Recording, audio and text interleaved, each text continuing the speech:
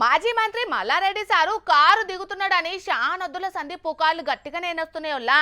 చేతి పార్టీలకు పోతున్నాడని కొందరు, లేదు లేదు పువ్వు పార్టీలనే ఉంటున్నాడని ఇంకొందరు. ఓహో, ఇట్లా మస్తు ముచ్చట్లు చేస్తున్నారు.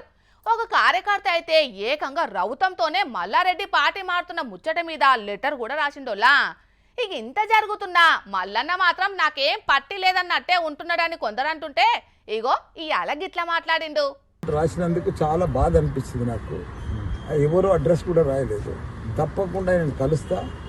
నేను ఆయన బాధ అంతా నేను పార్టీలోకి వెళ్ళి మారుతున్నాను బాధ. అది రాసిండు, నాకు కూడా బాధ అనిపించింది. చాలా ఇబ్బందికరం ఉంది. అడ్రస్ తెస్తే తప్పకుండా ఆయన ఇంటికి పోతుంటే తప్పకుండా నేను ఎట్లయినా అడ్రస్ తెచ్చుకొని పోతా. నాకు కూడా బాధ, నేను ఎక్కడ పార్టీలోకి పోతలేదు. కుండ బద్దలు కొట్టినట్టు చెప్పిండు మల్లారెడ్డి సారు. నేను ఏ పార్టీలకు పోతలేను, పార్టీ మారేది లేదని అనుడే కాకుండా ఆ ఉత్తరం రాసింది ఇవ్వాలనేది తెలుసుకుని అలా ఇంటికి సుతం పోయి కలుస్తానని చెప్పుకొచ్చిండు మల్లన్న.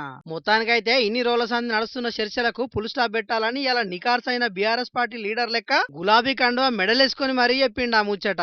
ఇక దీనికంటే ముందుగా ఇలా car party working president KTR పుట్టినరోజు అని చెప్పి బోయినపల్లిలో ఉన్న ఎమ్మెల్యే క్యాంప్ ఆఫీస్ లో కార్యకర్తలతో కలిసి కేక్ కత్తిరించిండు.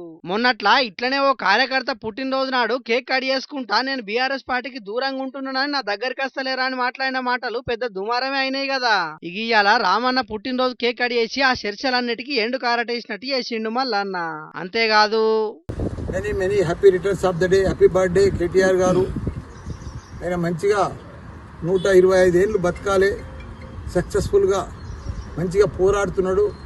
తప్పకుండా మన తెలంగాణకు సీఎం కూడా కావాలని కోరుకుంటున్నాను. కేటీఆర్ 125 ఏళ్ళు బతకాలని కోరుకుంటే కాదు, తెలంగాణకు సీఎం కూడా కావాలని అంటున్నాడు మల్లన్న.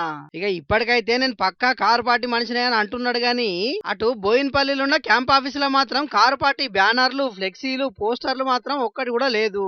లోగుట్టు పెరుమల్లకెరక అన్నట్టు అసలు ఏం రాజకీయం నడుస్తుందో ఏందో పోండ్రి.